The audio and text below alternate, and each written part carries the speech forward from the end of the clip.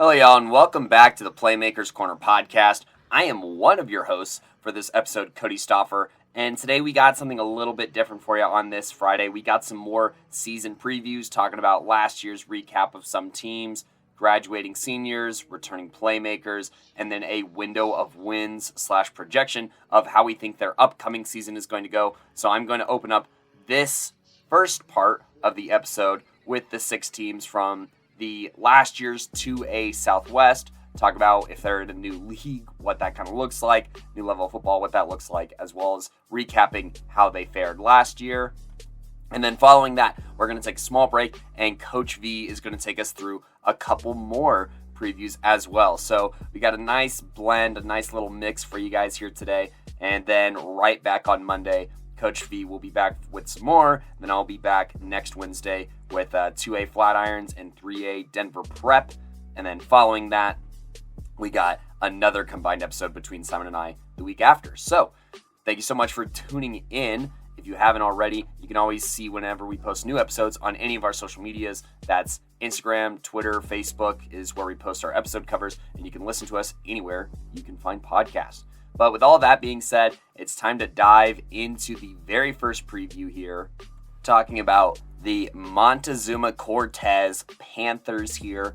And, you know, I had to piece together this a little bit just through various box scores and whatnot because their stats were not fully filled out from last year. But last year was a tale of two halves because to start the season, Montezuma Cortez was 3-3. They had wins against Cedar Ridge, an overtime win over Manitou Springs, and finally a 15-point win over league opponent Pagosa Springs. So, you know, they were off to a fairly good start, but then to close out the season, I should say, they did go through an 0-3 skid, losing to playoff teams Alamosa, Bayfield, and then losing a 2-point game to Salida, which was definitely an upset in Salida's favor, right?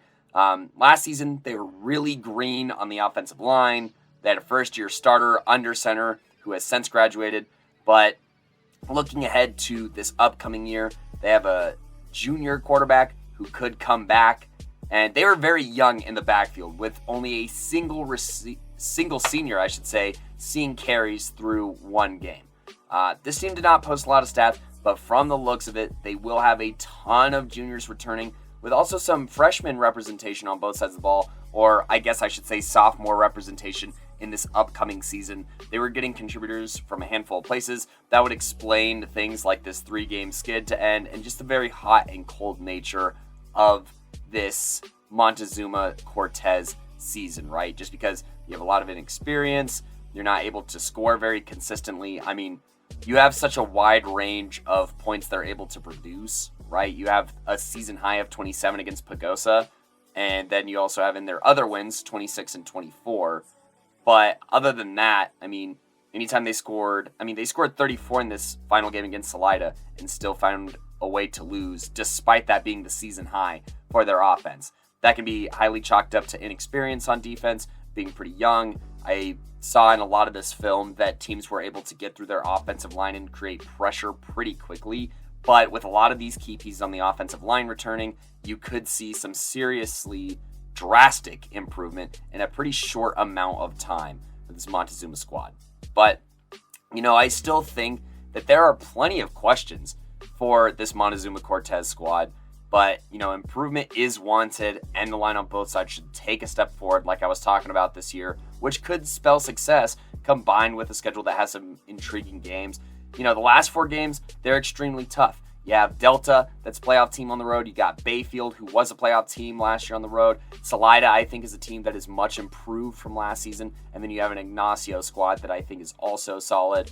But, you know, the first 3 games that they have a potential of going undefeated, I think. They face Aztec, Rifle, and Kirtland Central. Kirtland was a team that struggled quite a bit last year. I don't think the Aztec score was as big of a gap as the score last year let on. And Rifle is losing a pretty absurd amount of talent, and they're in a tough spot compared to a lot of other teams in 2A with what they have to replace. You know, I have a window of wins for these Panthers at 1-3. But, if their guys up front can really be maulers, they could sniff a 500 season. The scenario where that happens is they probably go 3-0 to start these first few games. I don't know if they beat North Fork. I don't think they beat Delta, so those are 2 losses. I don't know if they beat Ignacio, but you're looking at 3-3, basically. And then depending on how the Salida and Bayfield games go, you could look at, 4-4, something like that. And then if they schedule more games, obviously it depends on their quality of opponent. But I see a window of win, realistically, of 1-3 for Montezuma, just because there are some unproven players in very important spots.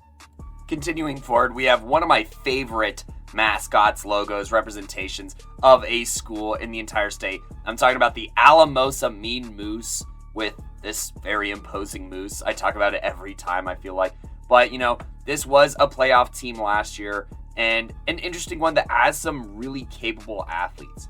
I saw them as a contender for the Southwest League, and they did contend. They were second in league, following only losing to Bayfield in league, but clocking most of the other teams in their league. Their only regular season losses were to, regular season powerhouse TCA. That was their very first game. I didn't really see them winning that one, and they did lose 38-13. But then they went on a 4-game tear here, beating Monte Vista 32-14, La Junta 42-6, Manitou Springs 48-0, Pagosa Springs 28-6, before getting blanked themselves 28-0 to Bayfield, and then finishing with big wins against Montezuma Cortez and Salida to end league. They lost a surprising game to Lamar 28-21. I didn't really see that coming, and I'm not sure anyone who really did. That was a very interesting situation in a game that I don't think they should have lost before they lost in the first round of the playoffs to a very good Delta squad. So all in all, I'd call it a successful season last year with Alamosa. This was a huge bounce back, finishing overall 6-4, and being able to put points on the board while also sporting a solid defense. Now, they are losing some talent here. 3 of their top 4 receivers graduated, taking about 900 yards and 9 touchdowns with them. You also lose Dante Gonzalez Jr., who led this team with a half-century of rushing yards and sniffed double-digit touchdowns. So you're losing quite a few touchdowns and quite a few yards here between Dante and these other receivers, around 1,500 yards or so, and then nearly 20 touchdowns, right? So pretty tough production to replace on the offensive end. On the defensive end, you're losing the top 2 tacklers in Ramirez and Shawcroft, who had 81 and 57 respectively, in addition to a tackle for loss in Shawcroft, collecting 10 tackles for loss on his own. Not only that, but he was the sack leader with 4 sacks. And then lastly, in the secondary, you're losing Evan Sowards and Dawson Honeycutt, who recorded 42% of the interceptions last year. So you're still getting back some interceptions, right? You're still getting back guys who made tackles and guys who made yards, but you are losing very solid contributors on the defensive end, which puts more of a focus on this offense. What does the offense have coming back for them? Well, I'm glad you asked. They have the KJ squared connection. This past season, this quarterback to wide receiver connection was responsible for nearly 1,000 yards and was responsible for 12 touchdowns. I think that Casey here at quarterback showed me some poise in the pocket looking through his film, and also solid arm strength to make all the throws. But, I can tell that he gets a little too greedy, or his timing is a little bit off, and that was a cause for a lot of his interceptions. Just being a little too greedy, trying to squeeze it into a window that's maybe a little too small, or just throwing it a hair too late or a hair too soon. And you can even see that on some of his big completions that he does throw it late, and receivers have to slow down or come back to the ball sometimes. So working on timing is going to go a long way for, Casey here, and an even longer way for Cade Jones, who just has a solid frame, great footwork. He uses head nods to get open, and he shows great verticality to, reel in some passes. So not only can he create separation, but in jump ball situations, he does have the athletic capability and physicality to make some really big catches. And, with him and Casey's arm returning, they can continue to produce for this offense. I have very little doubt about that. They obviously need a running back to step up in the run game, since Dante Gonzalez did do so much for this run game to be more balanced. But offensively, I think that the pass game will continue to grow and show signs of growth, even with all of the graduating receivers. Additionally, on the defensive side, I want to take a look at some guys who would try and lighten the burden here. You have Brant Jackson, who at 6'4", 190 pounds, was third on the squad with 47 tackles as only a sophomore, and found ways to make his presence felt in the pass game with 3 batted passes and a pick. So, that height, he knows how to use it, he knows how to time the ball, and he also knows how to get into the backfield and, just make plays all over the field. It's possible that he might even be bigger by the time this season starts. He could be a solid 205 pounds at 6'4" or 6'5", which would just make him an absolute menace on the 2A level.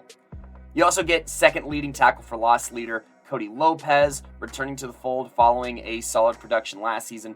And then you also have Abram Bowden, who recorded 4 sacks in only 7 games and, should look to team up with Brant to convert even more hurries into sacks. So, despite losing a sack leader, despite losing a ton of tackles, they still have guys who got into the backfield, guys who batted passes, guys who had interceptions, right? So I think that the run defense can remain solid, but I am curious on, once they get past the really long arms of Brant Jackson, how is this secondary going to look, right? What differences are we going to see? Are Casey and Cade going to be asked to make big plays in the secondary for, this defense to work? Or what's going to be the solution for the Mean Moose on the defensive end?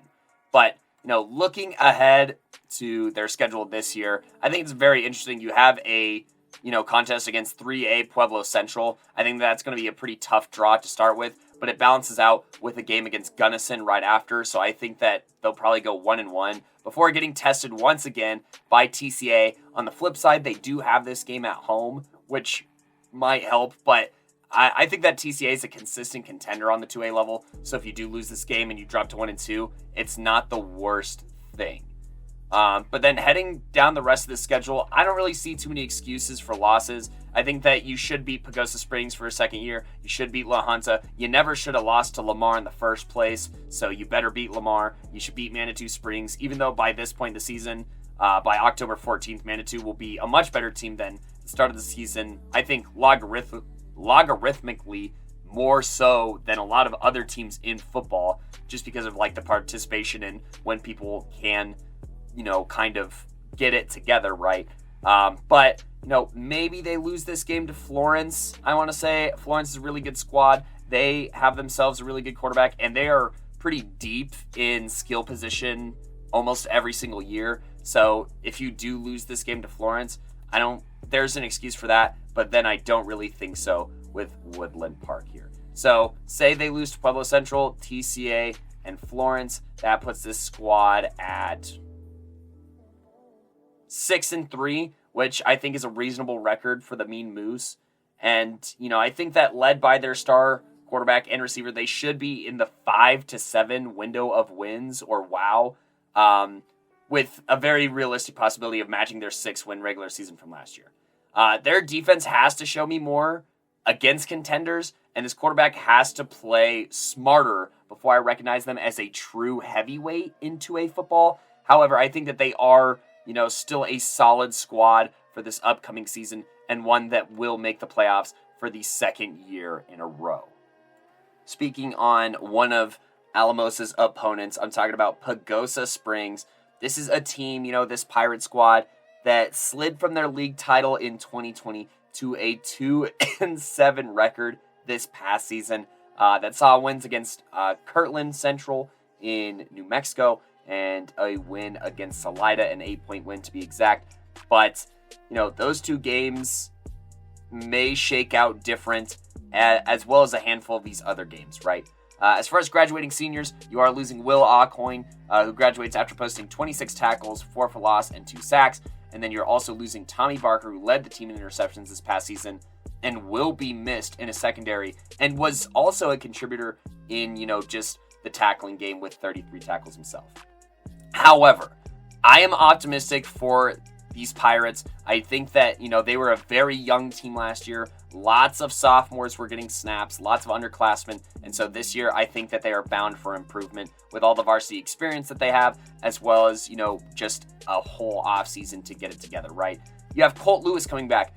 Great contributor on special teams as a freshman, collecting 223 yards, and on very minimal receptions, led the team in receiving yards, right? So lots of yards coming from this very solid athlete in Colt Lewis. Like I said, was only a freshman coming back as a sophomore, looking to make an impact on the game. Gavin Lindahl was another underclassman last year that shined, leading this team with 712 rushing yards. At 6 foot, 190 pounds, he's got a good frame, and if he can keep his feet under him, watching his film, he's not necessarily the most balanced guy, but he's very explosive and very powerful. He could be somebody who could get double-digit touchdowns as a junior.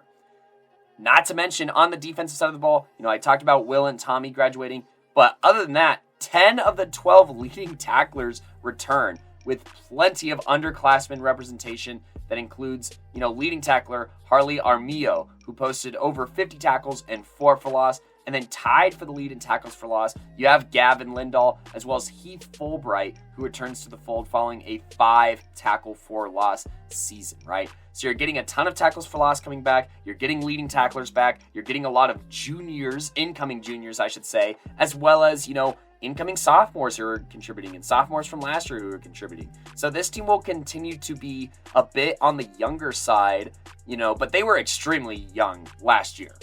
And I think that they're going to be able to capitalize off of their youth a lot more this season.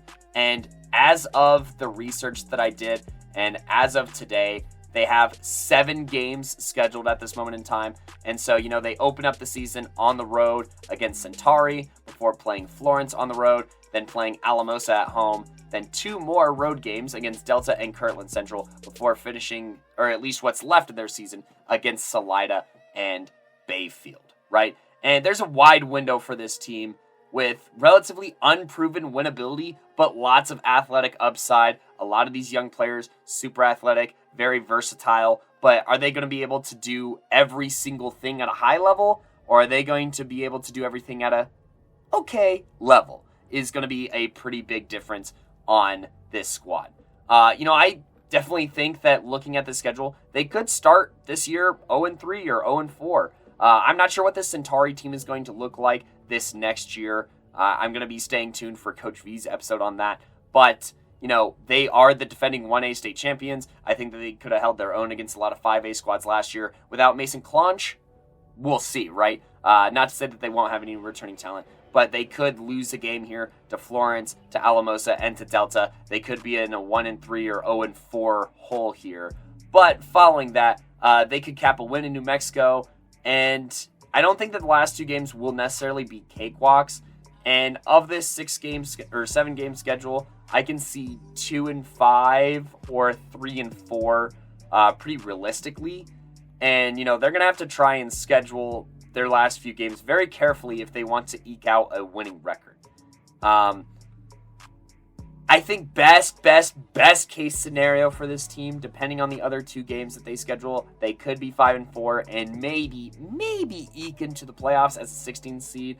I think that's highly unlikely, but I think that whatever they show this year will be monumental to, the progress that they want to see the year after that and put themselves in a position to compete for the 2A Southwest in the 2023 season. I think here in 2022, you leave with a 3-4 record, you get more wins than you did last year, and you're playing more competitive football. That's fantastic, and that's a Pirate squad that is going to be one on our radar the next year. As for the team who did win the 2A Southwest last year, I'm going to dive into the Bayfield Wolverines in Bayfield, Colorado. It's near-ish Durango, just for some context. And, last year I projected this team to post winning record in their preview and contend, if not potentially win this 2A Southwest. And that's exactly what they did with all of the returning talent they had last year. They started off with a loss to San Juan out of Utah, but I think that's not too bad considering that San Juan ended up winning their state championship on their level of football. So not the worst loss to have, right, to start the season with, and one that didn't discourage me early on, right? They proceeded to win every single game during the rest of the regular season after that. 26-13 over Inglewood, 46-25 over Aztec, 39-0 Salida, 28-0 Alamosa, and that was just to start their play-in league. Then they had played a non-league game, kind of sandwiched in between those league games, that they won 31-13 over La Junta before closing out league play with a 56-18 win over Montezuma Cortez and a 28-6 win over Pagosa Springs. And, looking back, initially, Max Preps posted the wrong score here, or somebody uploaded the wrong score, I should say, from these teams that said Bayfield won in the first round of the playoffs. And I was like, oh, hey, check that out. They won a playoff game. They unfortunately did not. They lost to Elizabeth in the very first round. But, I think Isaac Ross is a big player to talk about here who did graduate. This team is graduating a lot of seniors, which could be pretty unfortunate. But, Isaac Ross, he threw for over 2,000 yards. He threw 19 touchdowns to 6 interceptions. That was super successful. But a lot of those interceptions kind of came in one game and came crashing down. In the Elizabeth playoff game, he had a historic meltdown, turning the ball over 5 times.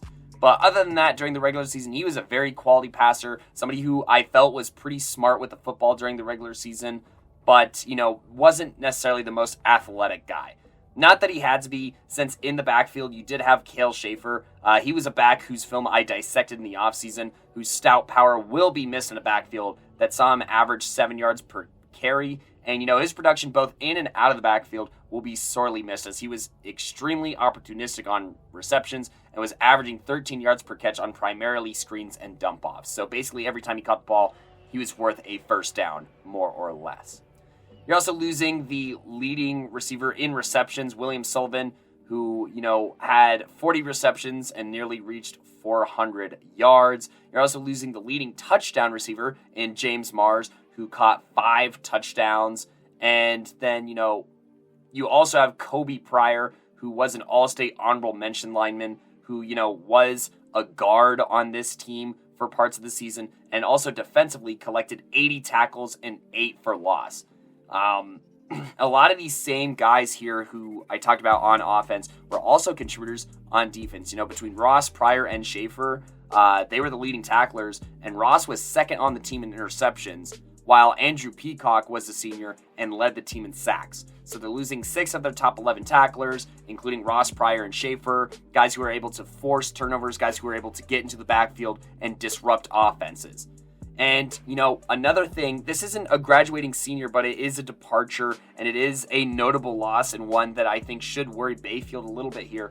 Underclassman Noah Martin, who was probably up next for quarterback, moved to Texas. So right now, they have more questions than answers. Quarterback's the most important spot on the field. Isaac Ross was a huge reason that I was so high on this team, as well as Cale Schaefer. Not to say that they are without returning talent, but they are losing a quarterback that I think could have helped them maintain their spot in this league pretty easily with the talent that they do have. However, I think that the hill looks significantly steeper this upcoming year, and there's even taller tasks for those who are returning. Defensively, Donovan Candelaria was 5th on the team as only a sophomore, but, that's still a pretty big gap that he has to fill in those 1 through 4 spots.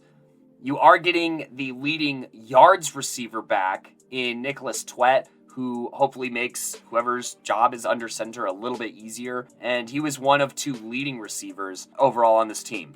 I think that arguably the biggest name and most talented name to return to this squad is Deegan Barnes. He was the leading tackler as, somebody who wasn't a senior. So outside of that, he was a leading tackler. He was the leading rusher, the leading interceptor with 5, leading kick and punt returner, and second leading receiver. That's what I was saying with one of the 2 leading yards receivers. His speed and agility were integral as an offensive weapon / athlete on this squad. But he will have to be so much more for this team to try and match the wins from last season.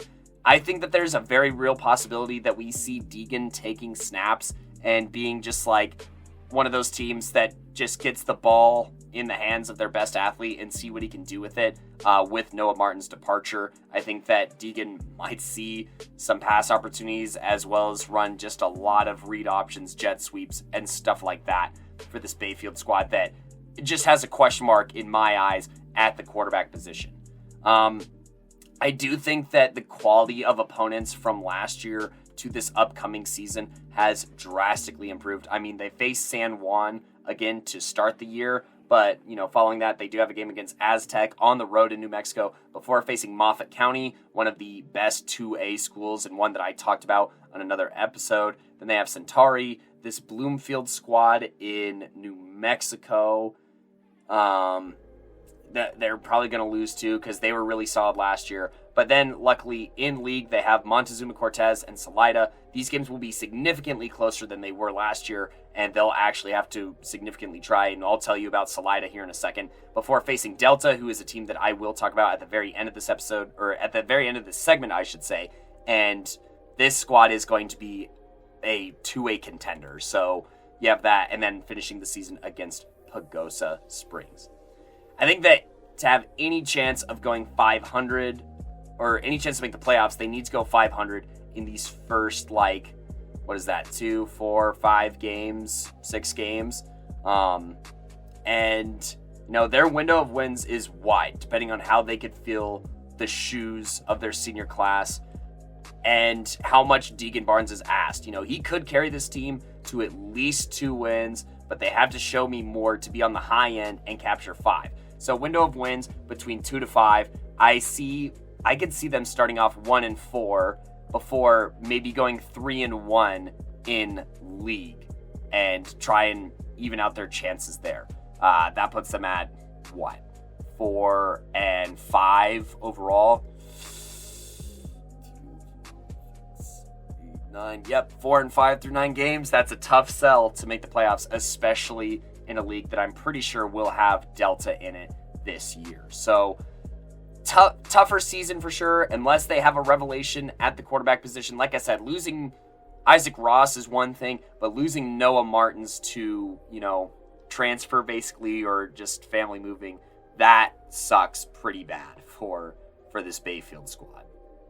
Now, this next team is a team that I was pretty harsh on last year. That's the Salida Spartans. I kind of ripped into them, and, they moved from 3A to 2A in the 2020 to 2021 season, and, saw more competition, seeing their point differential go from minus 264 in just 6 games to minus 245 in 9 games, right? So while that's still not stats that you necessarily want to hear, that is improvement.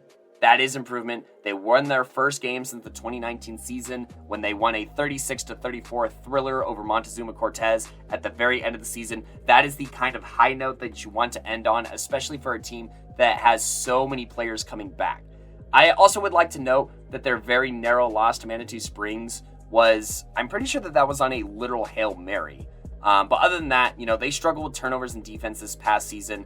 I mean, look, 1-8, that's a tough sell. But, fortunately for this defense, they are only graduating 3 of the top 12 tacklers. You're losing Braden Collins, who is second on the team with 83 tackles, but also what he was able to do in the secondary, or in the pass game, I should say, and record 3 interceptions is going to be tough to replace, on top of what he was able to do leading this team in rushing and receiving. So Braden Collins, big loss for this Salida Spartans team.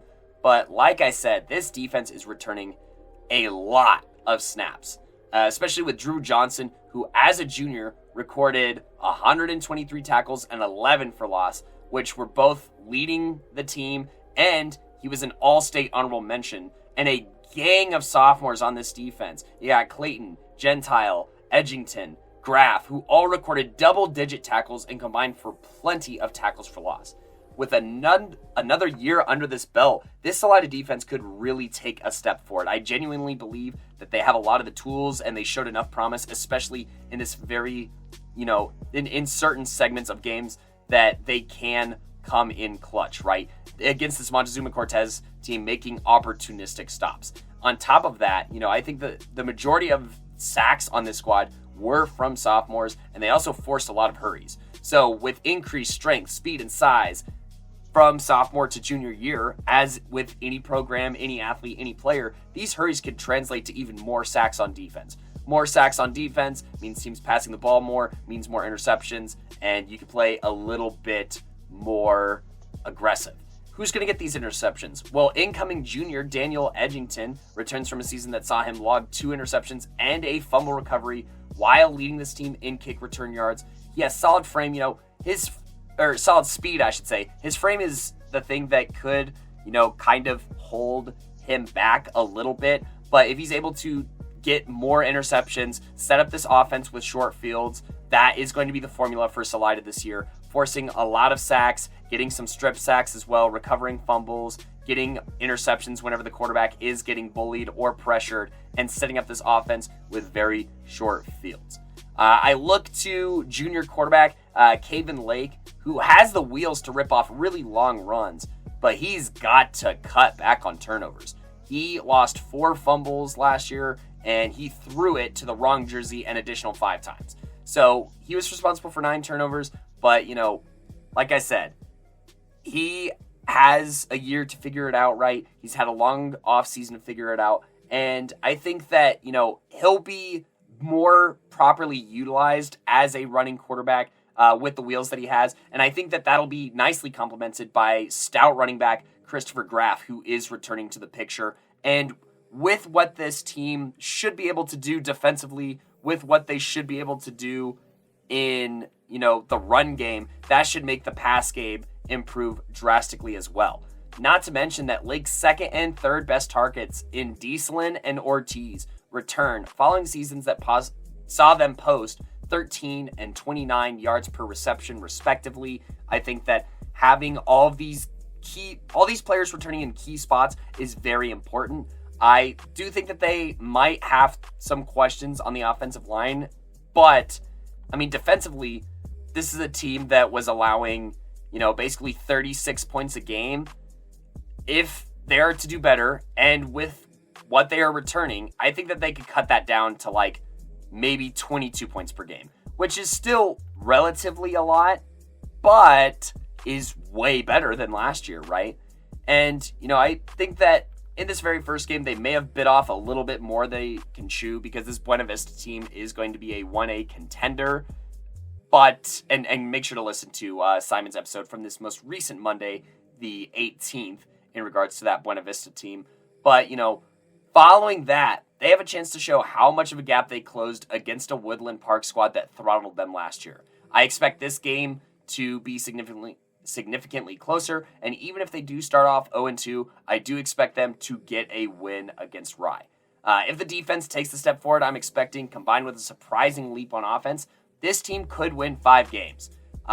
But more than likely, I think that this defense is capable of producing 3 to 4 wins. I think that they could get a win against Rye. I think that this game against Coal Ridge is a competitive one. And then I think that Montezuma Cortez is a team that they should probably beat for the second year in a row. I think that Pagosa Springs is going to be a very good game between both these 2A Southwest teams, as far as, both young teams with plenty of athletes. You're facing a Del Norte team that struggled on the 1A level last year. So 1, 2, and then between Zuma Cortez and Pagosa, 3.5 wins, right? Like I said, on the very high upside, you could win 5. You beat Rye, you beat Del Norte, you beat Pagosa, you beat Montezuma, and then you beat Coal Ridge or Bayfield, which Bayfield, they're taking a huge step back from last year. Their offense is not going to be the same. And if, the Salida defense does what most teams who are constructed like the Salida defense do, as far as class composition and athletes, this team could be looking at a, 5-4 record, which would be phenomenal for this team that, has been lacking winning record success these past couple years, right? Overall, I'd say that their window of wins is 3 to 5, which is dramatically improved from last year. I think that this team, despite their record, showed me everything that they need to show me. Ending on a win shows me that this program knows how to win, they have a taste for victory, and they want more of it, right? So the Salida Spartans, after, me calling you out quite a bit last year, not pulling any punches, I'm very proud of the steps that they took forward, and I'm very proud of this coaching staff for everything that they've done and the patience that they're showing. But now you really have to prove yourselves this year and show me that all of this, what I'm seeing is true. What I'm seeing is true. Because if you turn in another 1-8 season, I'd say that is a disappointment and, a call to arms for potentially looking into a varied staff of some kind.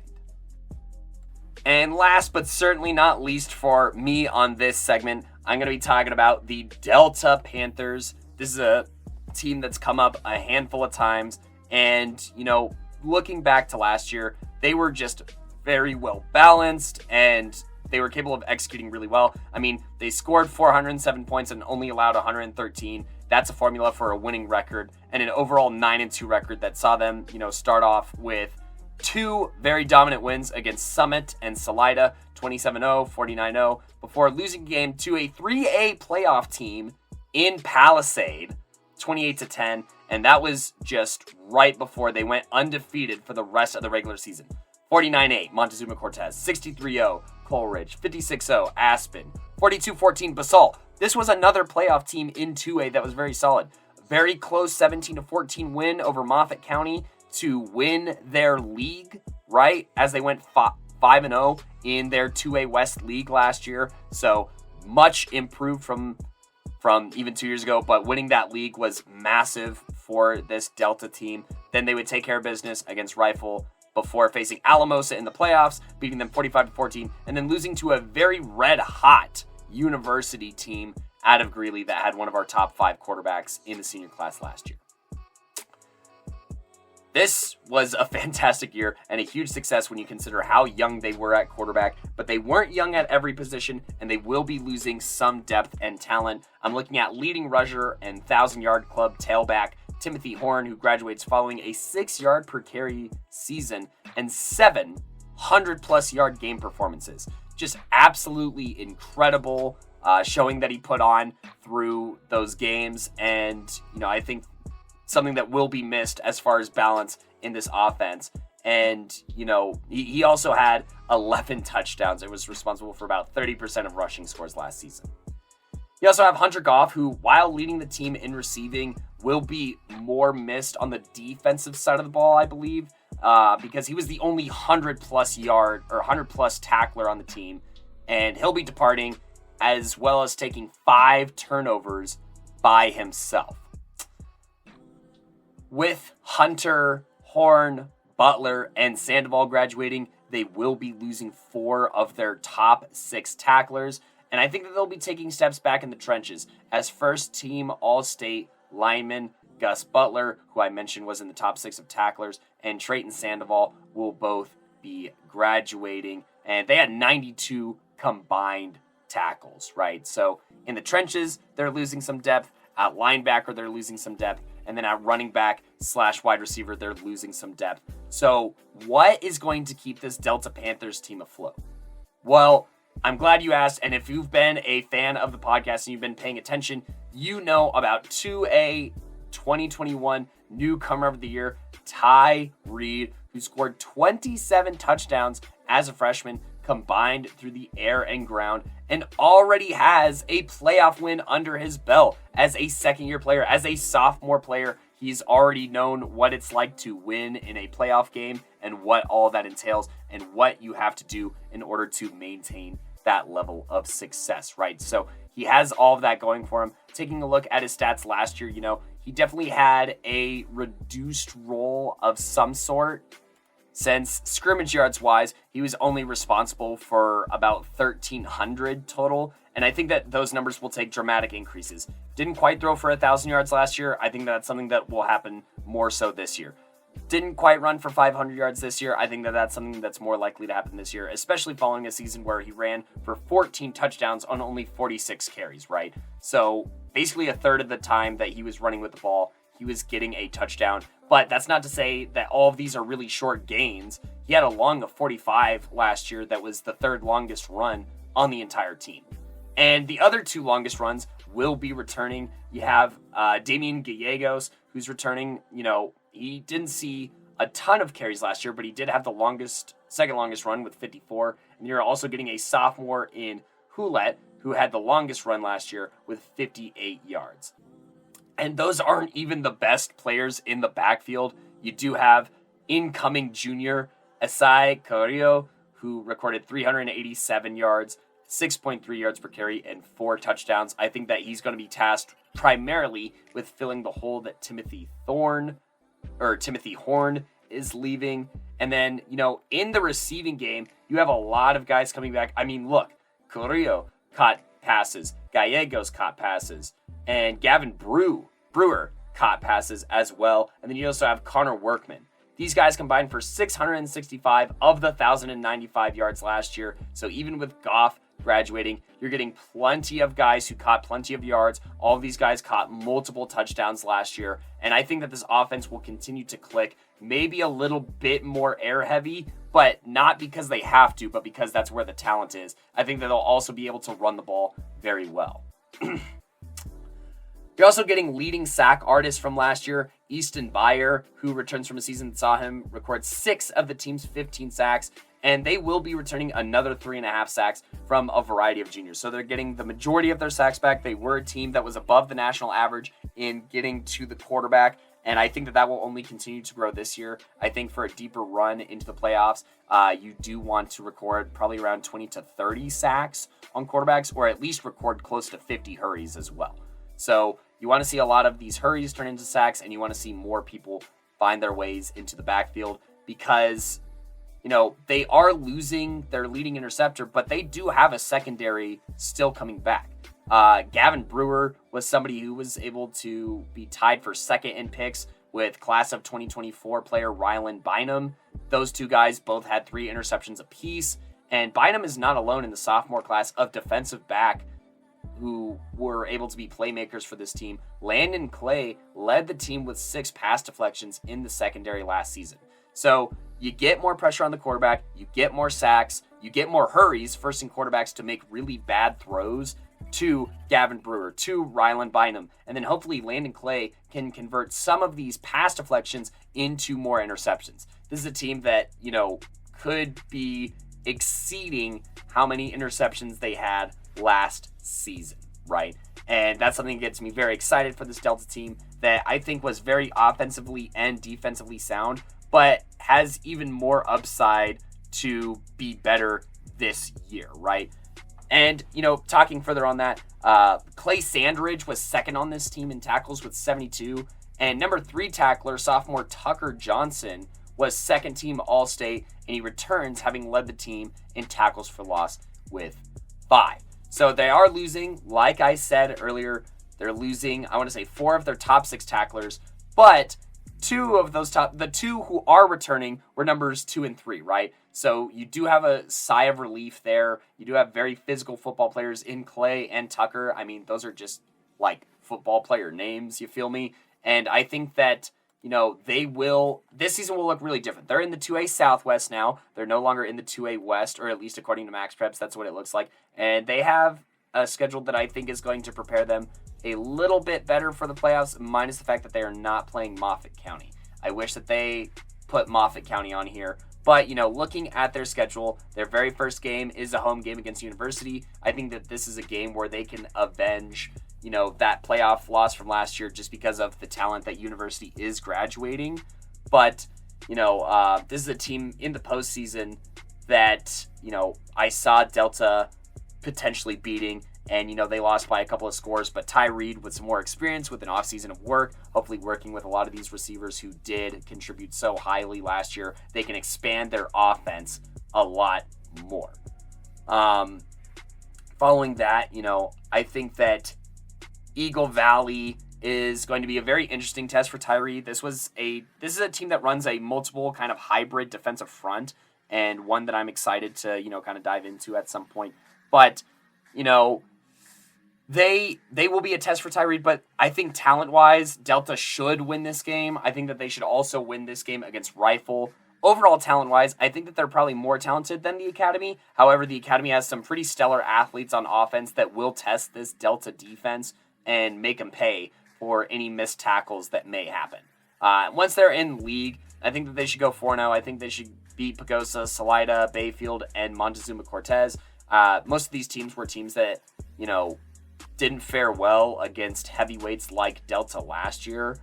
But, even if I'm concerned about an Eagle Valley, a game against University, and a game against the Academy, they're still probably at least going 2-1 of those games.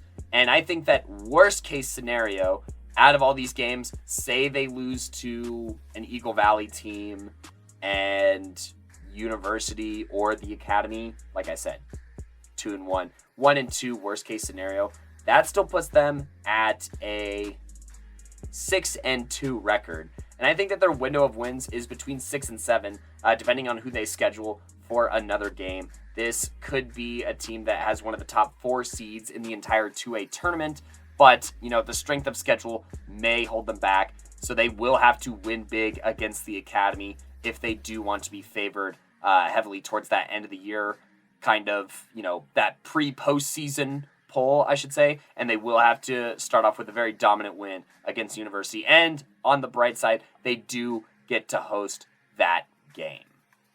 But that does it for my segment here, talking about the 2A Southwest / 2A West of last year. And coming up next, Simon Villanos, aka Coach V, has some more stuff for you. What's good, y'all? Welcome back to the Playmakers Corner podcast. I'm here to talk about a couple teams here. I got 4 teams to wrap this one up, starting with Ponderosa. Here last year, they finished 6-4 in the regular season, 1-1 in the playoffs. So altogether, they finished 7-5 on the season. Here's kind of how their season went down. First off, they started with a tough matchup against a very stacked Legend squad, who they lost to 42-0, but bounced back with a nice 35-33 close Fort Collins win. Then they beat Chaparral 37-21, then beating Stanley Lake 50-20, and right here is where they really get rolling. I actually went to this next game here. They beat Vista Peak 21-0. I think that was their homecoming game. Then they beat Air Academy 60-7. Lost a close one to Palmer Ridge. If y'all remember, this was the game where they were up by 20 or something crazy like that at halftime, and then Palmer Ridge came back and won this one. Probably a game they should have won, but regardless, still lost. But they bounced back, beat Heritage 57-0. Lost to Vista Ridge only 10-7. Another close game there. And then lost to the 1 seed in 4A in Montrose 19-14. So 2 very close games there at the end against some teams that, a lot of people considered contenders there. And so Ponderosa would make the playoffs. They would pull Aurora Central in the first round. I think I remember us picking Aurora Central for the most part. Still a relatively close game. Still beat them 29-14. Proved us wrong. But lost to the eventual state champions in Chatfield 31-9, and that is how their season ended. So altogether, not that bad of a year. If you really look at their performances against some of these better teams, I'm talking Vista Ridge, Montrose, Palmer Ridge, excluding Legend, which, made a pretty deep run in the 5A playoffs. They did a pretty good job, playing some of these teams. And those games against those higher level opponents were definitely games that, we obviously had those other teams favored in by kind of a bit. And for them to keep it pretty close and even have them be winnable games is pretty good. That says a lot about how talented this team was. And so let's talk about some of those players that are leaving / graduating. I'm going to start with a transfer here. So their quarterback, they started a freshman quarterback in Andrew Heidel last year. I believe he was one of our freshman of the year candidates. He threw for 1,498 yards, 16 touchdowns to 7 picks. He unfortunately has moved to Florida. At least I believe it's Florida, so he will no longer be over at Ponderosa. And so they will be rolling out another starting quarterback going into this 2022 season. And so that's a pretty big loss. Also considering the connection he had with a nice, talented freshman receiver down there in Ponderosa as well. That's a pretty tough loss for them. So there you go. But it just doesn't stop there. They're also losing Zachary Pekarik. He, in my opinion, was probably one of their best athletes. When I got to watch him, I was pretty impressed. He was their lead rusher and one of their top tacklers. He rushed for 735 yards and 9 touchdowns while racking 80 tackles and 2 sacks. Definitely a big loss losing one of their best athletes. If you just look at the film, he's just one of those guys that stuck out. And, when they needed him, they really relied on him, whether it was offense or defense. Now, another guy they're losing is one of their backup running backs, KJ Bricker. He was their second leading rusher with 284 yards and 5 rushing touchdowns. So, that's basically your starting backfield you're losing there. On top of that, they're losing one of their top receivers in Alex Tongren. He was a 6'7" receiver who caught for 597 yards and 5 touchdowns, was definitely considered a big red zone threat. In the game I watched against Vista Peak, they really wanted to feed him the ball, as they should, in one-on-one, and he delivered. And so it is extremely hard replacing 6'7" anywhere on your team, but that's definitely a big one. And then on top of that, on defense, they're probably losing one of their best defenders statistically in Brady Porter. He had 125 tackles, 4 sacks, and 4 interceptions on the season. He was their lead tackler, second sack leader, and interception leader. So statistically, he was their best defensive player by far, and so that's a lot of production to be losing right there. And on top of that, offensive line wise, they are losing one of their tackles in Aiden Moe. He's going to the University of Northern Colorado, Sco Bears, and so hopefully looking forward to see him ball out on Saturdays, but that is a big loss for Ponderosa on Fridays, as obviously he was a D1 level starting lineman. It also looks like they're losing at least 2 other offensive lineman starters and the majority of their, or a good chunk of their defensive line as well. On top of that, losing 9 of their top 11 tacklers.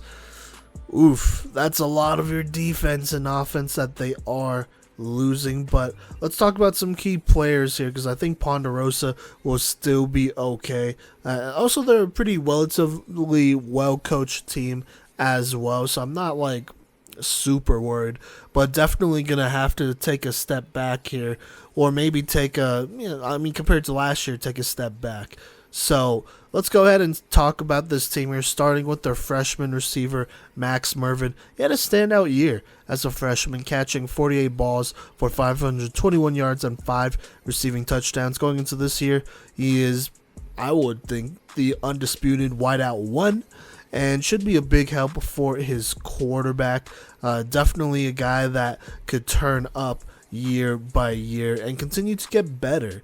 The talent is obviously there, because you got to keep in mind, it was a freshman quarterback throwing to him his freshman year for the majority of that season. And so if he could do that with a freshman quarterback, you got to just imagine what he could do with with an older quarterback. So there you go. And speaking of an older quarterback, it does appear that Zach Stryker will be the next starting quarterback for Ponderosa and will take over as a senior. Now, it'll be really interesting because he hasn't had any playing time before. Obviously, Heidelberg started last year, and then they had a starter the last 2 years before him. But, now is his chance, and so it'll be interesting to see what he does in his last year of high school football. In my opinion, I never doubt the experience of a senior, especially at quarterback, and so I'm not going to doubt that right here. Look for him to turn up and do some things over there for Ponderosa. Now, these last 2 players I want to talk about, Ethan Rodriguez and Cape Olson. Rodriguez last year had 97 tackles, 15 tackles for losses, and 5 sacks as a junior, while Cape Olson had 79 tackles and 2 sacks as a junior.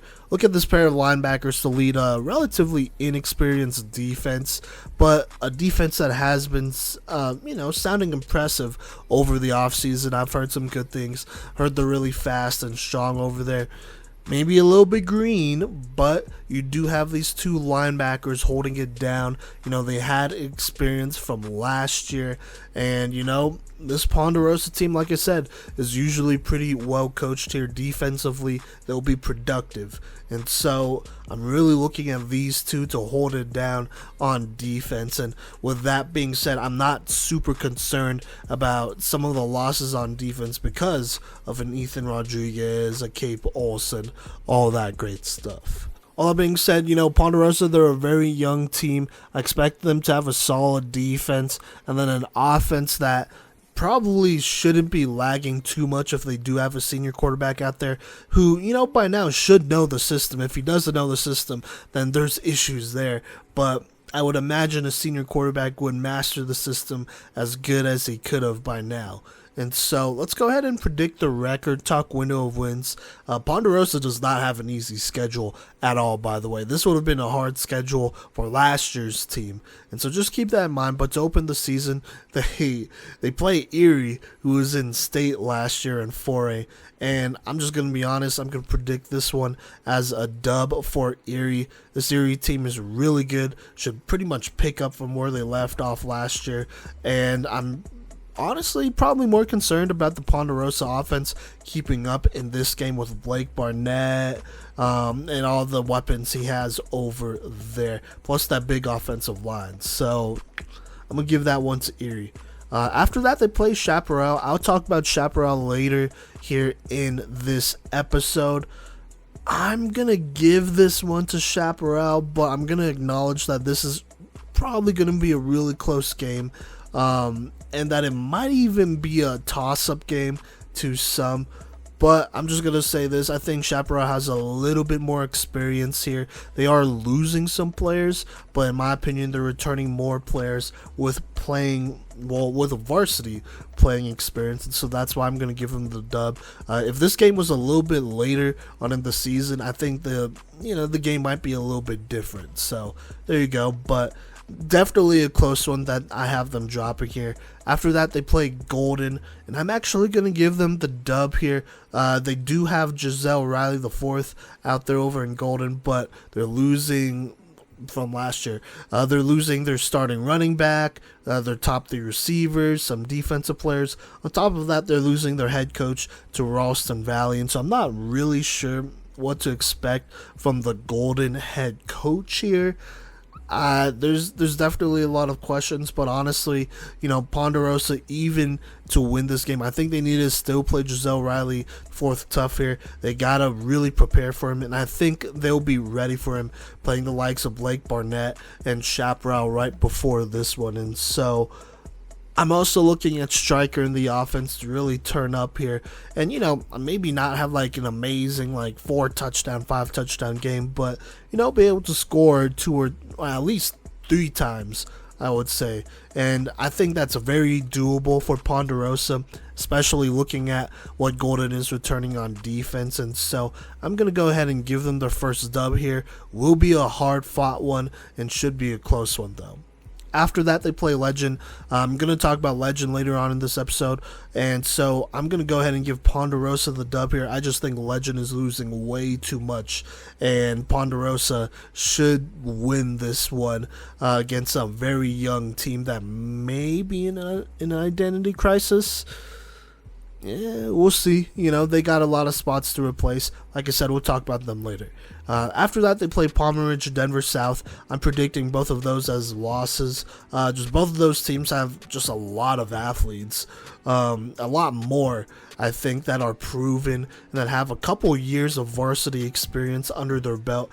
And that kind of worries me a little bit, considering they're going to be playing a team that is pretty green out here. And so even if they had the athletes to match, which I'm sure they do, that's a lot of experience for Palmer Ridge and Denver South over there. And so I'm going to go ahead and give this one to Palmer Ridge and Denver South over Ponderosa.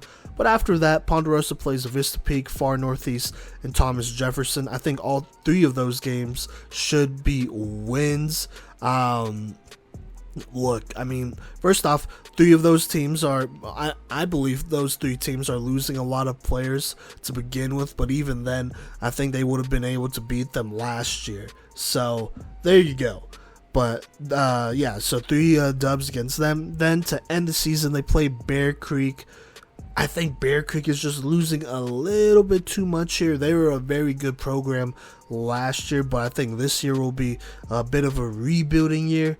And I think I like who Ponderosa has over there more than Bear Creek, just by a little bit. I think it'll be near the end of the season. I think if they're on this win streak, then they're going to have a lot of confidence. And so I'm going to give them the edge here over Bear Creek. And so altogether, my predicted record for Ponderosa is 6-4 on the season. I'm giving them a window of wins anywhere between 5 to 7. Look, this is a team that consistently have productive defenses, and so I'm at the point where I feel like they could definitely be a 500 team or close to it, winning half of their games at least this season.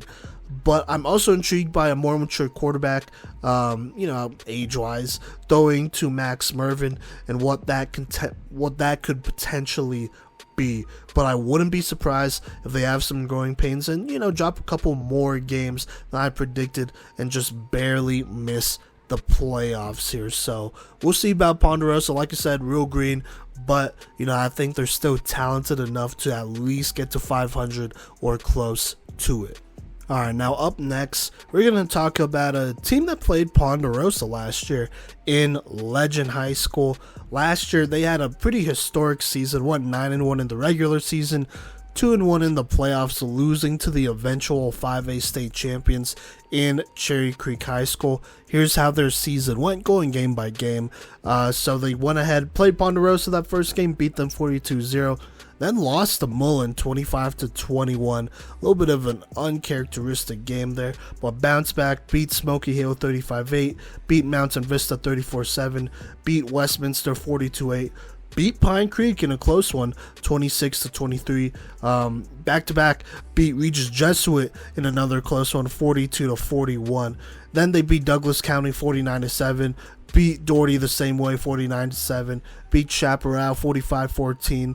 And then won in the playoffs against Rock Canyon 28-14. That's after their first round bye.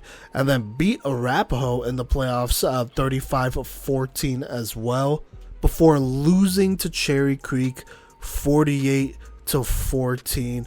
Altogether, a very good season. This was a team that, in my opinion, had one of the top offenses in the entire state. A team that was just so talented. The running back, Bryce Vaz, he made our top 5 seniors list. He was actually number 1, and he'll be going to play for the University of Northern Colorado. Will probably get snaps as a freshman, significant snaps as a freshman over there. Jackson Brush, he's another top tier receiver he had. He's going to be playing D2 ball, I want to say, but he was our number 1 senior receiver from last year. You also have Brecken Reiser. He is listed at tight end, but I think he's going to play wide receiver on the next level. He was our number 5 tight end in the entire state as well last year. And then I believe Colton Warner was an honorable mention for our top 5 quarterbacks list. And Luke Sandy, I want to say, made our top 5 interior lineman list, either offensive or defense. I can't remember. He made one of those. He could have made both, to be honest with you, but he's going to be playing D1 ball as well. And so those are just a few guys I wanted to throw out there. This was a very historic team, one of the best teams a Legend has ever seen. Oh, sorry, and on top of that, they're losing Nate Smith. Definitely a guy that probably could have made our top 5 safeties list, but we had him ranked as a corner, and he played a bit of corner last year, and he was a heck of a player, heck of a DB over there as well for Legend. And so that's going to be another big loss for this team. And so I did talk about a couple graduating seniors. Look, I'm going to just keep it 100. So they're losing all those guys, right? But on top of that, they're pretty much losing everyone. If you go ahead and look at their roster from last year, look at their stats, man, let me just go down the line here. They're losing everyone who has thrown a pass, like at all.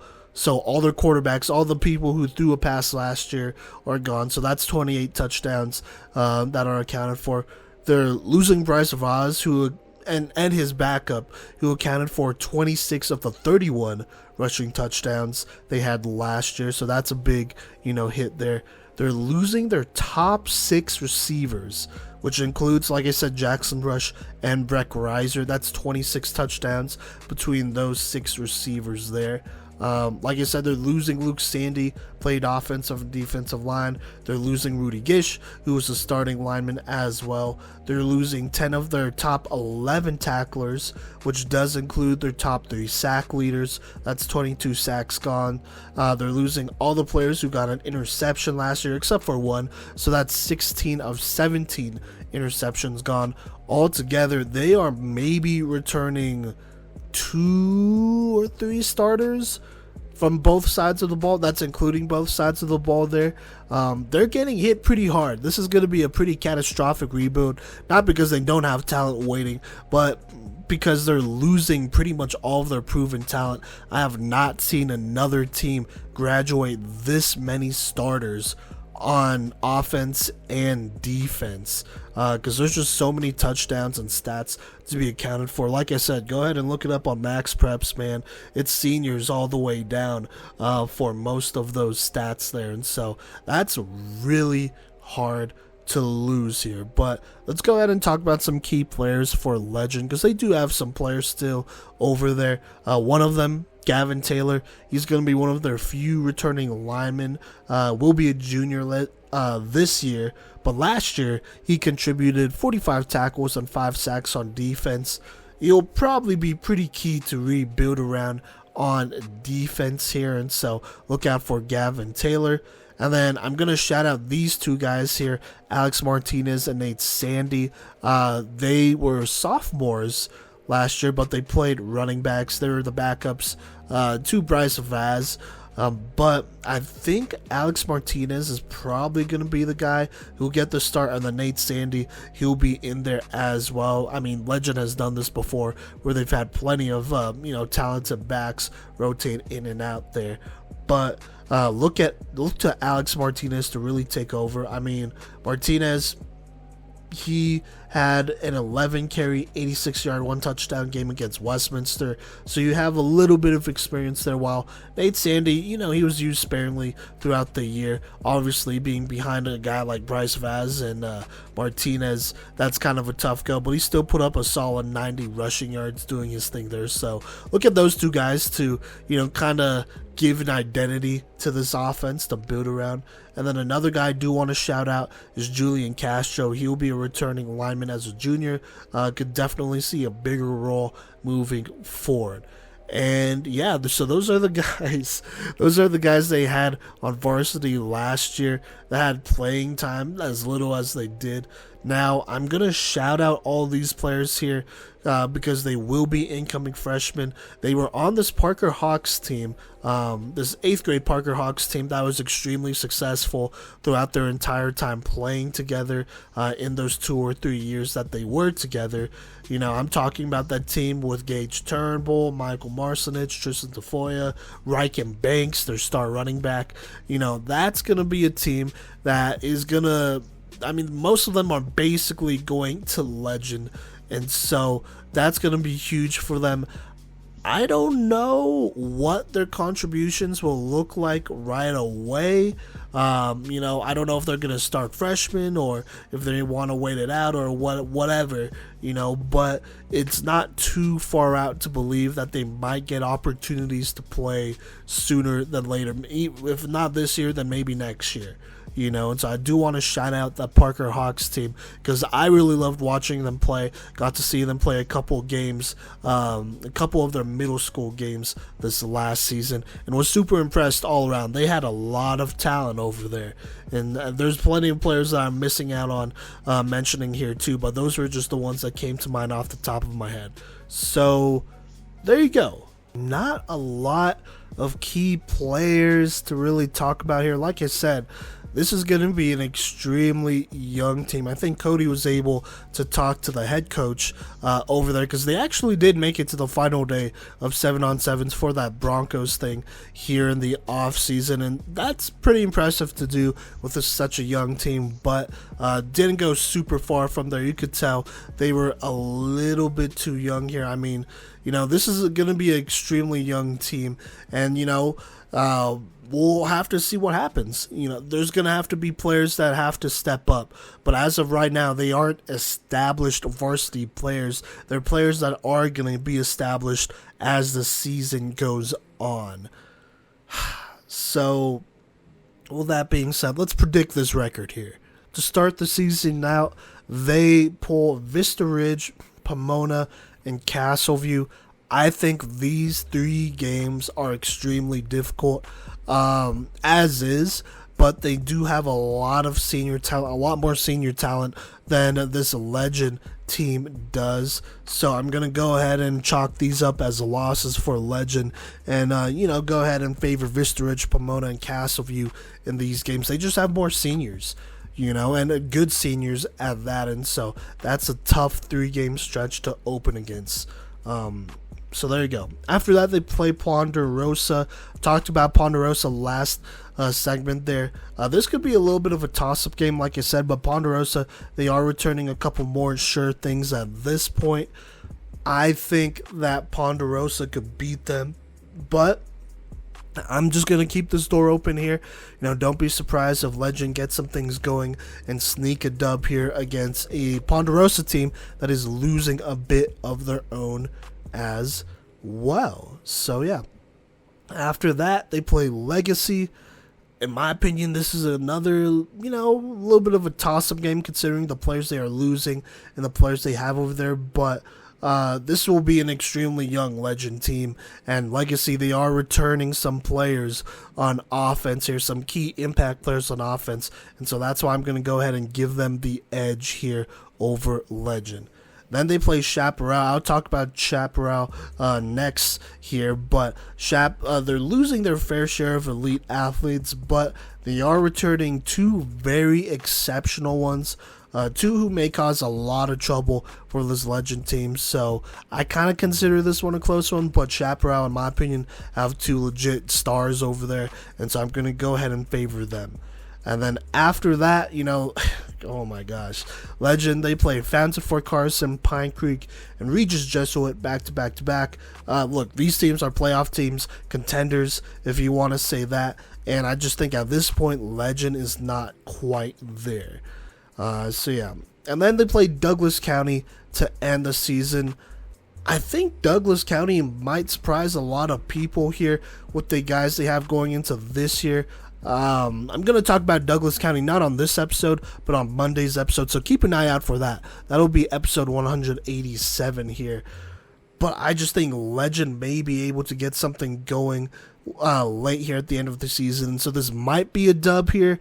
But Douglas County, they are a pretty solid team out there. They're going to have a pretty solid big 3 between Lish, Stonebreaker, and Nelson. And so I'm going to go ahead and favor Douglas County here, even though, if Legend does get something going here near the end of the season, I could see this one ending in a dub for Legend. But for now, on paper, I think Douglas County is just better and more experienced. And so my predicted record, unfortunately for Legend, is 0-10 with a window of wins anywhere between 0-4. Like I said, there are a couple toss-up games there. Look, this team is made up of a lot of unproven talent. While still talented, they have an extremely tough schedule. And those teams aren't going to go easy on them either. Not at all. And so this year should give us a better idea of who to look out for moving forward for this Legend team. They most likely won't go winless, in my honest opinion, but I can't see them winning more than 3 games, and that's kind of just my gut there. There's going to have to be a number of players, not just 2 or 3, but, 6 or 7 on both sides of the ball that have to step up, and show us something. And, obviously pressure there, but there's a lot of opportunity for this Legend team. And Legend, they always have a lot of good players come through. I just think right now a lot of those players are just really green. They're either underclassmen or they're just not quite developed yet, but they will be. Because, like I said, there's going to be a lot of opportunity this season, so I'm excited to see who steps up for Legend moving forward. Let's move on, though, and talk about another 5A team here in Chaparral. Last year, made the playoffs at 5-5, did lose in the first round, so technically, their record on the season was 5-6, but don't get it twisted, they still made the playoffs. Let's talk about their schedule, though. So they beat Eagle Crest to start the season 35-21, beat Rock Canyon in overtime, by the way, 33-30. Then they lost to Ponderosa 37-21. That's kind of a closer game, but against a 4A team, so just keep that in mind. Then they lost to Lakewood 27-23. Moved on and beat Fairview 28-13. That was the game, I believe, that Grant Page did get hurt, but they still took care of business there. Lost to Regis Jesuit 56-14. Beat Doherty 49-27. Lost to Pine Creek 48-21. Then they turned around and beat Douglas County, kind of in a close one though, 35-32, before losing to Legend in the last game of the regular season, 45-14. Against Fort Collins, they lost to them in the playoffs, 34-20. Now, let's talk about some of the graduating seniors that this Chaparral team had, because they had some pretty talented ones, starting with Kylan Wilson. He was easily their best athlete on the team, or at least one of them. He played both ways. At quarterback, he passed for 1,608 yards, 18 touchdowns and 6 picks, while also rushing for 1,064 yards and 14 touchdowns, accounting for, I want to say that's 32 touchdowns at least, and that's just him, so there you go. And then on defense, he also led, or was one of the leading tacklers. I don't think he was the leading tackler, but was one of the leading tacklers with 81 tackles, and then co-led in interceptions with 4 from his DB spot. And so his production on both sides will be sorely missed. I thought he was for sure a next level player. I think he will be playing on the next level soon here. And so that's a very tough loss for Chaparral, who really kind of designed their whole offense around him. And then defensively, he was just that guy. Now, another guy they are losing is Francisco Lewis. He was their second leading receiver, while also being a big contributor on defense. He got 20 receptions for 210 yards on offense, but on defense, he had 48 tackles and 3 interceptions himself. Another guy they're losing is James Lawrence. He was a big-time contributor on defense. He went for 62 tackles and a pick. He was one of the top tacklers on the squad. And then last but not least, you have Jeff Freeman. He will be missed on the defensive line as a senior. He produced 59 tackles and 6 sacks. I believe he led the team in sacks there. Altogether, losing 6 of their top 11 tacklers. Most of those were their lead tacklers, though, so that's kind of tough. And they're also losing a starter or 2 on the offensive line. So losing a couple pieces here, not horribly bad like they're losing a million pieces, but definitely losing a couple here. Now, key players to look out for. I have 2 to really look out for because I think these 2 will really turn up. One of them is Braden Monroe. Last year, absolute star at receiver, catching 56 balls for 1,048 yards and 16 touchdowns, while also playing on defense where he was a corner, huge contributor with 41 tackles, and then co-led in picks with Kylan Wilson with 4 interceptions from his DB spot. And so this 6'3" athlete going into this year will be an absolute star for this team, despite the numbers probably inevitably dropping in certain spots.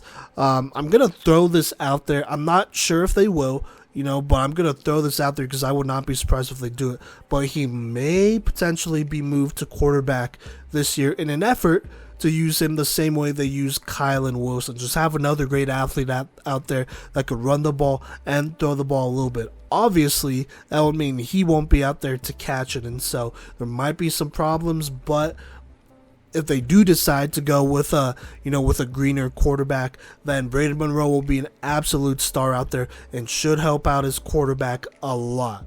So there you go. Now, the other guy to really look out here is Camden Vaught. He will be a senior this year, and he rushed for 393 yards and a touchdown last year. Kylan Wilson did a lot of work on the ground for this team, and so going into this year, Vaught should get his chances to be the lead rusher. So we'll see how he does and if he does well here, which I think he will.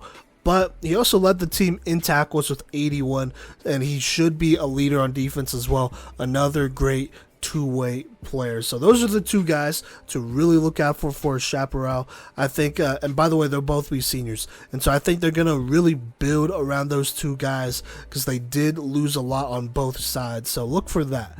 But let's go ahead and get into the predicted record into their 2022 season. This Chaparral team is losing a lot, and honestly, I don't know how this offense is going to look without Kylan Wilson. I'm really interested to see if they maybe have a quarterback in the wings waiting, or if they're going to go with, something like Braden Monroe or Vaught at quarterback and then just kind of run the ball a little bit more. They're using their best athletes and just giving them the ball. And so I'm just throwing that out there. Those are some unknowns. We'll see. But to start the season, they play Smoky Hill. And look, I want to see what they do with Monroe and Vaught, but look, against Smoky Hill, they got some experience there, especially on defense.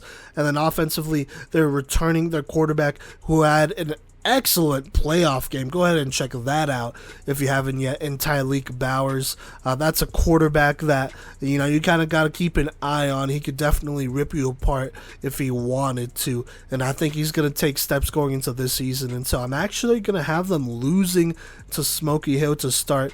This might be a close one, but I'm just not sure what Chaparral is going to roll out to start here. So there you go. After that, they play Rocky Mountain. Look, this Rocky Mountain defense is pretty much losing everyone, so offensively, Chaparral should be able to do some things. But on offense for Rocky Mountain, they're returning a lot of players that are established and could make it really hard for Chaparral if they get into a shootout. I do want to shout out their big left tackle, Ethan Thomason. He's going to hold it down for their quarterback, who will be a senior quarterback and is a multi-year varsity starter. So if this gets into a shootout, I think that's not a great thing, and I think there might be a chance that it does, and so I'm going to go ahead and give Rocky Mountain the edge here, even though I do think it'll be close. After that, they play Ponderosa. This will probably be another close one, but Ponderosa is losing a lot of players here. And I think Chaparral, by this time, they're going to find a way to use their two stars in Vaught and Monroe, and they're going to find a way to go ahead and get that done and get their first dub of the season here. So there you go. After that, they do play Mountain Vista. I think Mountain Vista is going to be excellent this year, and so I just don't think they'll be able to win this game. Would be a little surprised if they do. Then they play Rock Canyon. This game will probably be a closely matched game, despite both teams losing their share of playmakers, like significant playmakers. But Rock Canyon is returning more of their defense and some more key parts of their offense. I mean, they run the ball, so, there you go. And so I have Chaparral losing a close one. Rock Canyon, like I said, they like to run the ball, and if their defense is right, then I think they can make it really tough on Chaparral if they make some mistakes on offense, and they could just bleed out the clock there. So that'll be a tough loss, but definitely a close game. Then they play Thunder Ridge.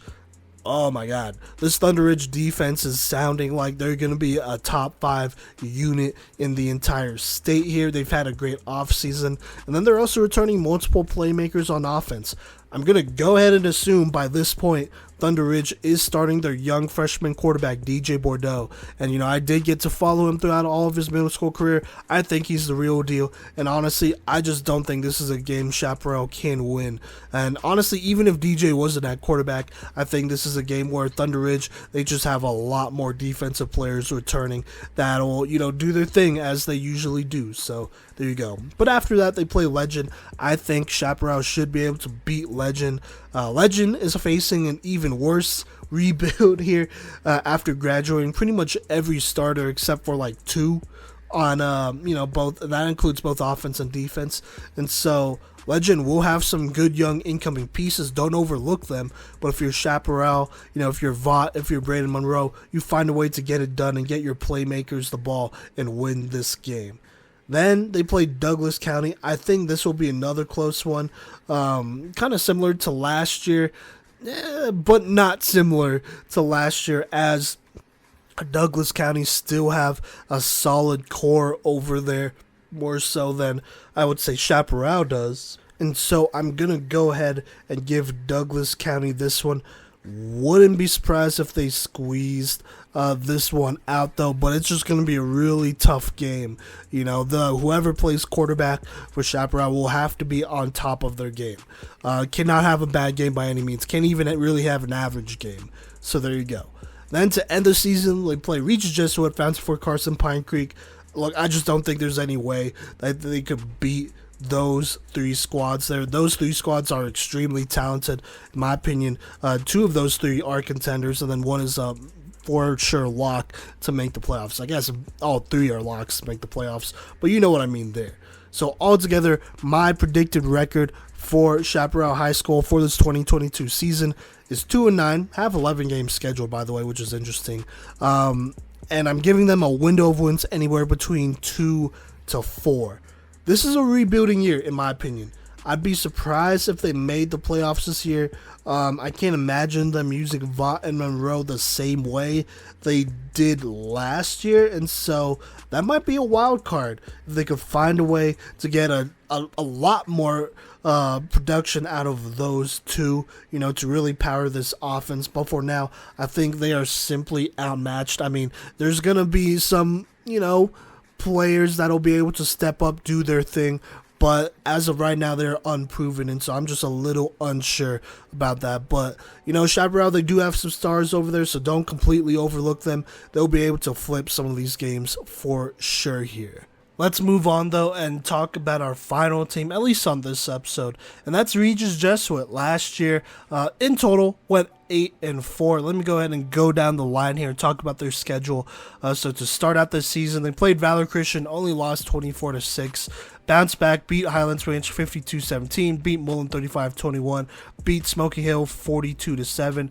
Lost to Cherry Creek 34-14, but then turned around, beat Chaparral 56-14. Lost to Legend in a very close one, in a shootout, 42-41, 1-point game there. But they beat Doherty 56-3, beat Douglas County 34-24, and that kind of leads them here into the playoffs. They've had a bye, so there you go. But after that, they played Pomona, came away with a very close dub here, 28-21, and then lost to Cherry Creek here in the playoffs, 28-7. Obviously, Cherry Creek went on to win state. Oh, and I just realized that was only 11 games. They also beat Pine Creek in the regular season 24-14. So another quality dub over there. And so pretty solid season for Regis Jesuit. We kind of knew what they would be going into last season. We knew they'd have an elite defense, very good front 7, and then they'd have some guys on the offensive side of the ball. But we're a little, just a little concerned about how green this offense might have been.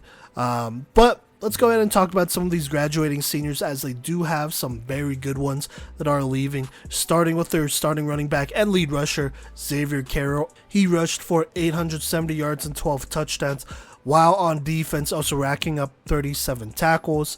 Then you're also losing Dallas Macias. He is going to be playing baseball on the next level, so there you go. But in football, he was that guy on both sides of the ball. At receiver, he was their second leading receiver with 19 receptions, 254 yards and a touchdown. Then on defense, was an absolute beast, was their lead tackler with 121, and also had 2 interceptions for this team. They're also losing, I believe, a 3-star lineman here, defensive lineman, and Nuni to Italy. He had 63 tackles, 5 tackles for losses, 12 sacks. He was the co-leader in sacks, by the way, and 30 hurries. He is committed to the University of California, so he's over at Cal right now.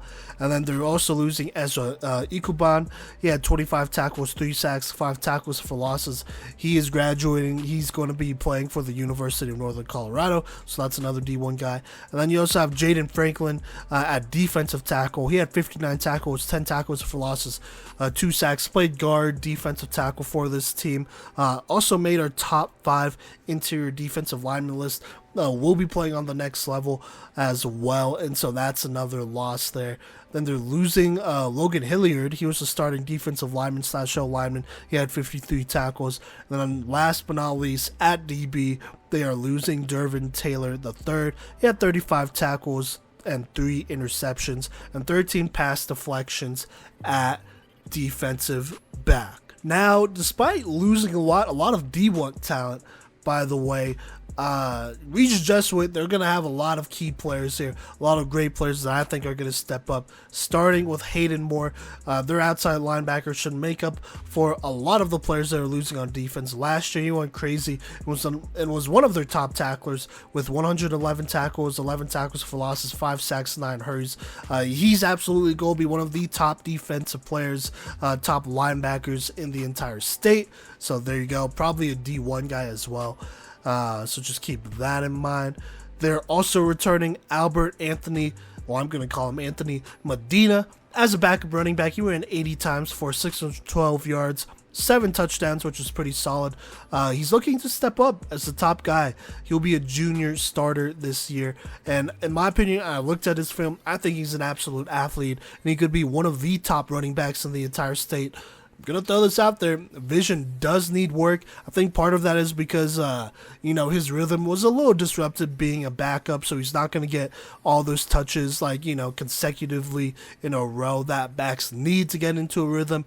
But I think this year, as the guy, that vision's going to improve, and he's going to show that he is one of the top running backs in the entire state once he's in rhythm. And so look for him to have a breakout season this year. I'm really high on him. And then another guy I'm pretty high on is Xander Carroll. As a junior, he passed for 1,482 yards, 14 touchdowns to 3 picks, rushed for 666 yards, 8 rushing touchdowns.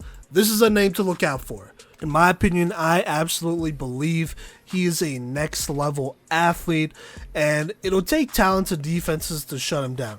But going into this year, at quarterback, he needs to have a breakout season for this team in order for them to make a deeper playoff run and potentially go to state. I think something that he really needs to work on has probably worked on this offseason is his timing on throws. He could be a little bit sharper as a passer, and so if he does these things and continues to get better like I think he will, I think potentially he could be a state level quarterback, a state championship level quarterback. Super athletic guy, could throw the ball downfield. Saw some really good flashes last year. He took care of the ball, which I liked. Only threw 3 picks, so I'm not even really mad at that. And so I think going into this year, really look for Xander Carroll to turn up in his senior year. I would not be surprised if he led this team to state. I'm just going to throw that out there. So there you go. Now, another guy that Regis will have back is DeAndre Barnes. He was their top receiver last year. He had 645 yards and 7 touchdowns. And so for him to be back for his senior year after, that year last year with Xander Carroll, that is a very good sign. That connection should still be there. And so this year, I think he should go pretty well over 1,000 receiving yards and 10 receiving touchdowns this year, and be an absolute threat as a wideout 1. Now, another guy you do gotta look out for, though, is Andrew Metzger.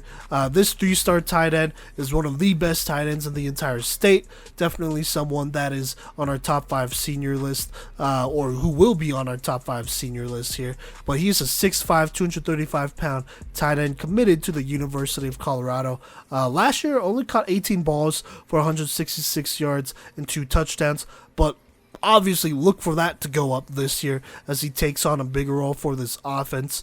Was also a big-time contributor on defense with 51 tackles and 4.5 sacks, and so I think he's going to go ahead and replicate some of that. And then last but not least, this is a DB that I want to shout out. That's Joshua Harvey. He's been putting in a lot of work for Regis Jesuit. He sent us some of his numbers, and it looks pretty good athletically, and so look for him to be a force in that secondary for Regis. So just keep that in mind. Just keep that name in mind. So altogether, Regis Jesuit, they are losing a lot of D1 talent, but per usual, they got D1 talent ready to step up here. And I also saw their freshman team from last year. They got plenty of players to fill in some of these holes here. So be on the lookout for some, potential sleepers, underclassmen, standout guys that might get some playing time and make some noise here as backup or rotational players. So there you go. So let me go ahead and predict Regis Jesuit's record here, starting with their first game against Valor Christian. This is going to be controversial. This take is going to be controversial. I already know. But I'm predicting Regis Jesuit to beat Valor Christian in that first game. Valor, they're losing a lot offensively and defensively. They're losing the quarterback, running back, linemen, 2 linemen that made our top 5 senior list, by the way. Losing a couple defensive linemen that are going D1. They're losing a safety who made our top 5 safety list, and they're just losing a lot. They're losing a linebacker that is playing D1, and so they're losing a lot here, and so I think Valor's going to be able to retool, rebuild with their new head coach because they lost their last head coach. But this new head coach, McGatlin, I really like him. But I think to play Regis Jesuit to start the season, I think realistically, Regis could go ahead and win this one and sneak it away here, even though they are playing away here. But Regis needs to come out swinging and not stop until the clock runs down. And if they do, which I think they can, I think they could easily beat Valor Christian here. Like I said, controversial take, but I think Valor's kind of on the downswing, and Regis could really make a statement to start this season. Don't get it twisted. Valor has talent. This will not be an easy game to win. Consider it a closer game. So there you go. After that, they play Oaks Christian. That's a team out on the West Coast here that Valor played last year, and Valor blew out last year. I think they go ahead and take care of business here. That team, I took a look at them. They weren't overly impressive. They have some talent over there, but I think this is a game Regis should win. After that, they come back home. They play Arapahoe. Arapahoe, they're losing a lot of players. Their graduation class was pretty large, and so I think Regis should go ahead and take care of Arapahoe, especially with them losing their D1 line. So there you go. Then they play Ralston Valley. I think Ralston Valley is a very interesting team. They'll have a new head coach coming from Golden who runs more of a spread offense. And if you know Ralston Valley, they love to run the ball in that little wing tee or whatever it is, stack it up and run it. And so 2 very different offenses here between the spread and that. And it's not that I don't think Ralston Valley has the tools to be a dominant spread team. I think they do, but I'm still not sure what to expect in this first year from their first year head coach over there at Ralston Valley. And so I'm going to favor Regis Jesuit in this one, but it's probably still going to be a tough physical type of game. Just look out for this one. This might be a game that might be flipped. I'm just not really sure what to expect from Ralston Valley, and that's more of a good thing than a bad thing, to be honest with you. After that, they play Cherry Creek. I don't think they're going to beat Cherry Creek in this one. I think it might be a close game, but Cherry Creek, man, I mean, they got a D1 defense, basically. Offense is going to look good. We'll see who they roll out at quarterback, but Cherry Creek, I think their defense is easily the best in the entire state, and that's on any level. So, yeah. After that, they play Douglas County. They should beat Douglas County, take care of business. Should not be as close of a game as it was last year. I'm just going to throw that out there. So there you go. Then I have them losing a close one, and I mean a close one, to Pine Creek here. this one could easily be flipped, especially if this offense is on fire at this point in the season. If this offense is like rolling at this point in the season, then I'd pick, like in the moment, I would probably pick Regis Jesuit over Pine Creek. But for now, I think Pine Creek has an extremely tough offensive line, D1 line, and a lot of talent everywhere. This will be an absolute battle just like it was last year. So look out for this one. That's a good game to look out for sure. Then their last 3 games of the season is against Chaparral, Legend, and Fountain Fort Carson. I think they should defeat all 3 of those teams, but that Fountain Fort Carson game at the end might be a trap game, so be careful there. They have a very good defense, but I still think Regis Jesuit should beat them. And so, altogether, my predicted record for Regis Jesuit is 8-2 on the season, with a window of wins anywhere between 7 to 9. I think this Regis team is much stronger than some teams may be expecting. I believe they're a playoff team that could secure a first round bye. Now, just how good this team can be will depend on their offense and how explosive they are this season.